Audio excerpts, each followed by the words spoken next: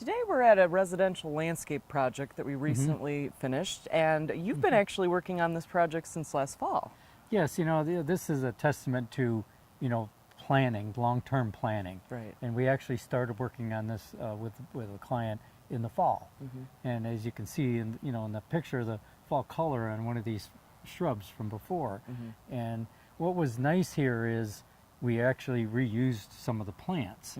And we wanted to transplant this Father Gila, this one particular plant that was right in the way of where the sidewalk was going. Right, and spring is the best time to transplant while it's still dormant, right? Yes, very early in the spring. More often than not, we get in the middle of the summer and it's not a good time to transplant. So that's what made this part of this work really well. And we were able to divide and transplant some perennials too. Yes, the daylilies we reused. We had plenty to work from and to reuse, yes.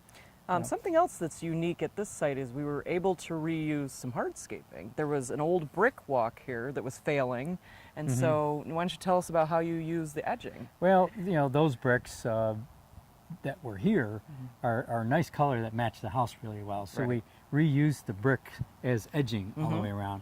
And quite often we'll use this, what we used in this front sidewalk is the Brussels unilock Brussels stone, and we quite often will use this stone on edge as edging. Right. But we had this stuff that matched the house, so we reused it. It was really nice. And the blended color in that paver for the edging matches with the sidewalk too, so it all kind of comes together. Yeah, it all comes together really well. Great. So, and I also like the curves. We got rid of some of the straight line in this walk, with some nice curve. Simple, but very functional. Makes it very welcoming.